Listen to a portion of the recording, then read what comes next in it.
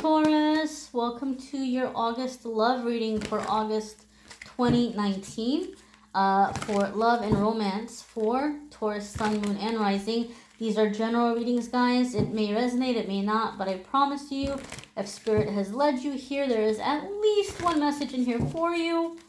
Be open. But sometimes watching your Moon, Sun, or Rising sign may resonate with you more.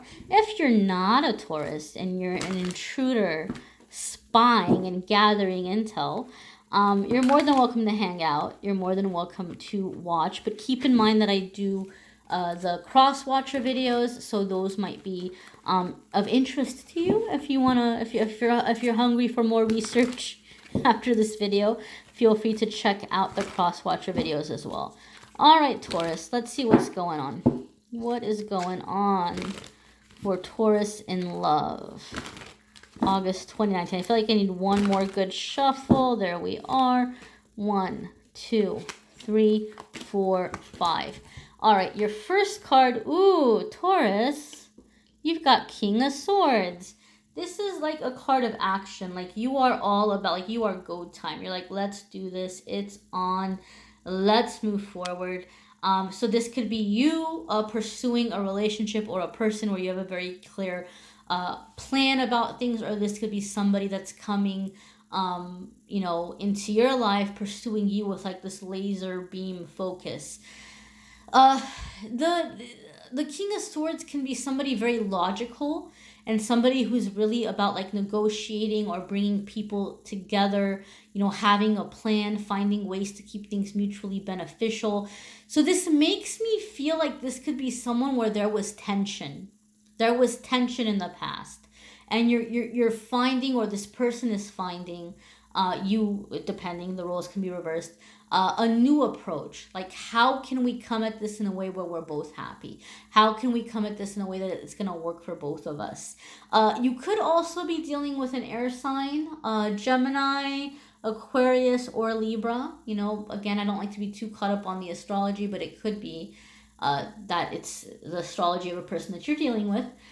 You could also be dealing with a person like they're very serious about you, but you might feel a little conflicted. Like you're having a hard time telling what they want from you or how much they're into you, because they're pursuing you, they're making the effort, they're putting in the time, but you might feel like, well, this person isn't like expressive, or like, this person isn't like, they're not acting like they're into me, or they're not like making a move, or they're not complimenting you, or they're not saying nice things, or whatever it might be, or they don't seem very passionate, or like if you've been like whatever, I won't like go into details, but you just kind of might feel like you're not sure if this person's into you.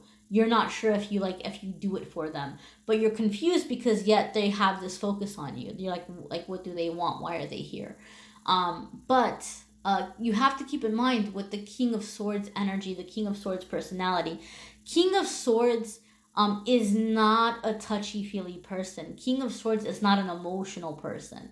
Like if I had a hard day and I want somebody who's going to be sympathetic and comforting and reassuring, I'm not going to call King of Swords, because King of Swords is going to be like, okay, well, what are we going to do about it, right? But if I wanted an action plan, if I wanted to figure out what to do, if I wanted to figure out what my next steps should be, or how I can fix or solve a situation, King of Swords would be the first person I would call. So some of you are like, you're not sure if you want to continue with the relationship because you're waiting to see if they're going to end up being more into you. This is it. Like, this is what it is. It's not going to change. Like, this is a personality thing. And you have to think about, like, if you like this or not, or if it's going to work for you or not. Like, they're into you. They're just not expressive. It's not about, like, oh, well, if they fall in love with me enough, then they're going to act the way I want them to be, or then they're going to react to me the way I want them to react. Or if I get, like, looking hot enough, or if I just find like really what does it for them, then they're gonna like respond to me the way I want them to respond to me. Not gonna happen with the King of Swords. King of Swords is not about emotion. The King of Swords is not about reacting. The King of Swords is not about like losing themselves. They're very much in control of their emotions. They're in control of their thoughts. They're very smart. They're very intelligent. They're not heartless, but they might not be showing up the way that you want them to show up. And it's not about you. It's not that you're doing something wrong or they don't like you enough. On the contrary, it feels like this person's really focusing in on you. Your next card here is Four of Swords. You might be wanting a break. You might be wanting a timeout. Like, gosh, I don't know. I don't know if I want this or not. Like, I gotta figure this out. It could also be because this person is so logical and they're coming at you in a way where maybe they're trying to convince you mentally more than emotionally. You may be mentally exhausted. For me, Four of Swords could be mental or emotional exhaustion where you're wanting to take a time out. You're wanting to take a break. Okay? So some of you might be in the King of Swords energy where you're trying to find a way to keep things mutually beneficial, to take a break from a person or a situation to figure out what you want to do. You might be pursued by a King of Swords type person and you want a break to figure out what you want to do or if you want to continue with the relationship. But Four of Swords is like just time apart, like a temporary time apart, like just to figure it out, rest, recuperate, recharge. You may have gone through a lot with this person. Like I said, for some of you, this is someone where there's been tension and they're coming in a way where like, well, how can we approach this in a way that's going to work or make you happy or make us both happy? And you might not be ready to hear it, Taurus. You might be like, oh, wait a minute. Let me just kind of recuperate from all of the experiences and then we'll figure it out from there, right? Like you just might need some time. Your next card here is Nine of Swords. So Nine of Swords is a card that has to do with worry, fear, anxiety, insomnia. Right off the bat, these three cards back to back are giving me a sense, Taurus, someone wants to reconcile or someone wants to keep something together and you were very sure you were done. And now you're like, am I making the right decision? Am I making the right choice?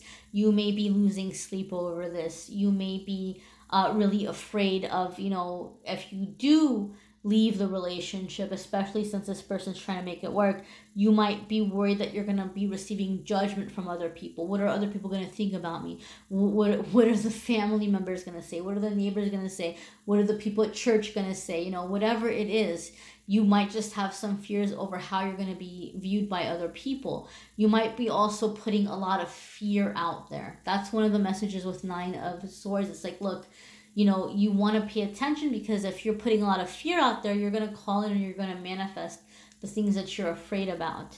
So take the action steps for what's in your power. Like, what can you change? Do it, change it. Whatever you can't change, you're going to have to surrender and give over to God, universe, higher self, higher power, whatever it is that you believe in outside of yourself. To just say, these are the things I'm afraid of. I can't really do anything about them. I don't have any control over them, so I'm giving them to you, right? And so you need to come into surrender. Otherwise, you're going to make yourself crazy. There's a lot of woulda, shoulda, coulda, what if, but at the end of the day, it's not doing you any favors to constantly be processing a lot of that in your head, especially since there's factors here that are definitely out of your control. Okay? Your next card here is, gosh, see? Wow, this is so friggin' clear. I just said these cards make me feel like someone's wanting to reconcile. And the next card I flip over, you have the reconciliation card. Like, what in the heck? What in the heck? Seriously, like, that's that's very clear as day. You might be headed towards a reconciliation. And some of you are going into the reconciliation not wanting to, or some of you are making a decision, but you're like afraid to walk away. So let's pull some clarifiers. In what way is Taurus experiencing Six of Cups in love and romance in August 2019? In what way is Taurus experiencing Six of Cups in love and romance in August 2019? You've got Queen of Swords. That's very interesting. You had King of Swords as the initial energy, and now you have the perfect match. You have Queen of Swords. So you might be seeing within yourself things about this person that you didn't like. There could be a mirror aspect. You could be coming into like this reckoning with yourself, or like you're seeing fault in yourself or things that you need to change. Queen of Swords is a no-nonsense energy. She doesn't mess around, right? Like, you are either on board or you get out of her way. And if you don't get out of her way, she's going to cut you. She's not going to think twice about it. She's not going to feel bad about it. Okay. So this is like do or die energy. This is face the music. What needs to be done? Get serious. Get it together. Like that's the energy with Queen of Swords. And that could be causing you some anxiety. You may be feeling like you need to reconcile out of some sense of obligation. There could be children involved. There could be religious beliefs, cultural beliefs. There could just be something where you feel like, I don't want this reconciliation, but I'm supposed to do it, right? Like that queen is at you with that sword pointed at you. Like you better do it if you know what's good for you. Like you could feel very pushed into this kind of situation and you might not like it. Your next card here is Nine of Pentacles. You might not even want to be in another relationship. You might just like being on your own. You might like having this independence.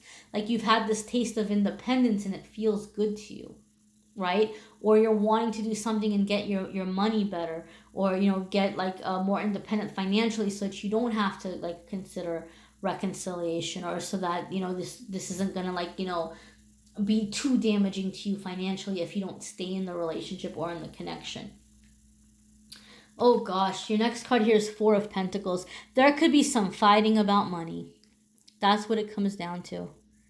It could be like you want to leave, but this person's like, okay, you want to leave? All right, well, I get this and I get that, and you get nothing, and I'm going to make your life a hell.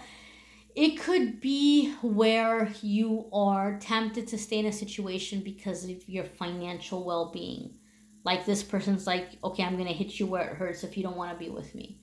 Like, I'm going to get the house, or you're going to pay me alimony, or I'm not going to give you alimony, or I'm not going to give you this, or I'm not going to give you that, whatever it might be. It could be a lot of stress to stay in a situation financially. Is that any way to live? Ultimately, my darlings, in the end, that's up to you. I can't tell you how to live your life. I can't tell you what your priorities should be.